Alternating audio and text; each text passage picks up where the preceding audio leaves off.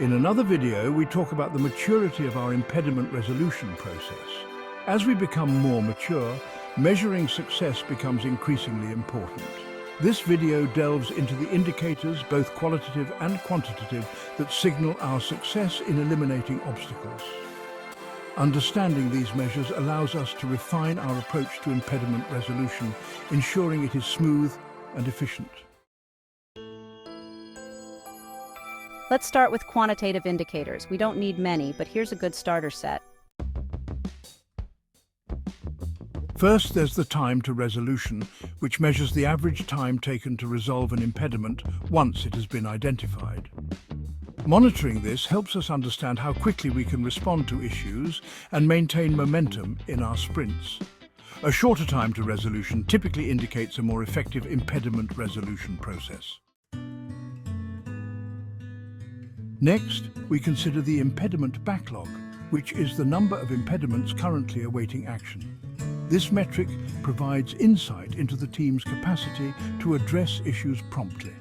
A growing backlog might signal that the team is overwhelmed or that impediments are not being prioritized effectively.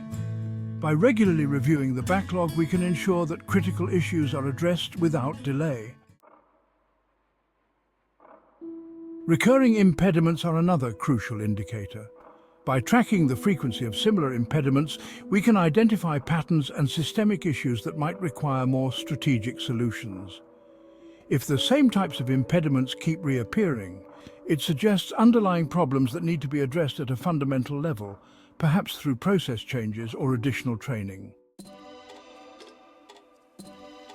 Impact on velocity is an essential metric that shows the change in the team's sprint velocity as a result of successfully resolved impediments. Improved velocity indicates that the team is becoming more efficient and productive. By correlating impediment resolution with changes in velocity, we can demonstrate the tangible benefits of our efforts and justify the resources allocated to resolving impediments. Now, let's move on to qualitative indicators. These reflect the less quantifiable aspects of impediment resolution, such as team morale and process improvement. Team satisfaction is a key qualitative indicator. Collecting feedback on the impediment resolution process helps us understand its effectiveness from the team's perspective. If the team feels that their concerns are being heard and addressed promptly, it fosters a positive work environment and enhances overall morale. Process enhancement is another important qualitative indicator.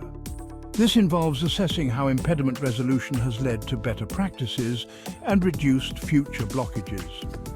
By continuously refining our processes based on lessons learned from past impediments, we can create a more resilient and efficient workflow. This might include implementing new tools, adjusting team practices, or refining communication protocols.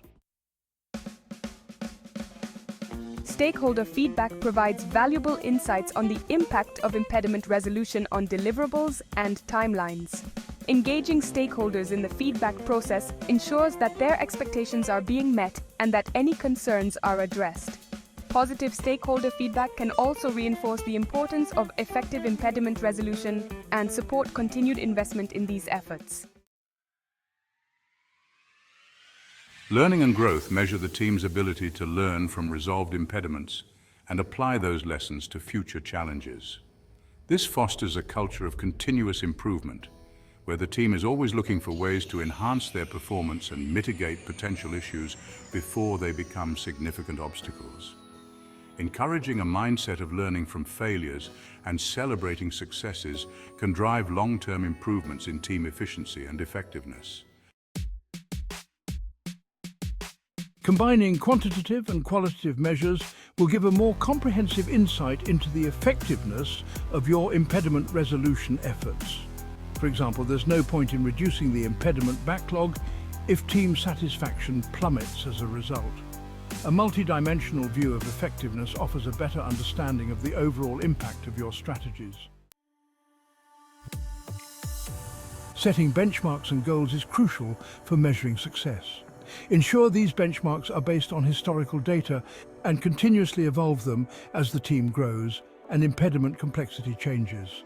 However, setting benchmarks is pointless if you're not going to act on them. Use these benchmarks to drive continuous improvement and track your progress over time. Incorporating feedback loops into the measurement process is also essential.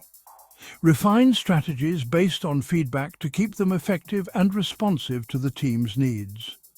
Regular feedback loops allow for ongoing adjustments and improvements, ensuring that your approach remains relevant and effective. Overcoming measurement challenges is part of this journey. Balance metrics to ensure they provide a view of both the speed and quality of resolutions. Contextual analysis is important as each product and project is unique. Interpret data within the context of each environment, considering variables such as team size and complexity of work. Regular reviews of the measurement approach are necessary to ensure it remains relevant and reflects the team's progress. Education and communication are also key. Educate the team on the importance of metrics and foster open communication to ensure accurate reporting and understanding. As a final note, many impediments just blend into the background, becoming part of the environment. If given one wish, what change would you make to improve your flow? By constantly questioning and seeking improvements, we can drive our teams towards greater success and efficiency. Thank you for joining us to explore the outcomes and indicators for measuring success in impediment resolution. By focusing on these measures, we can enhance our processes and drive continuous improvement. Stay tuned for more insights in our series.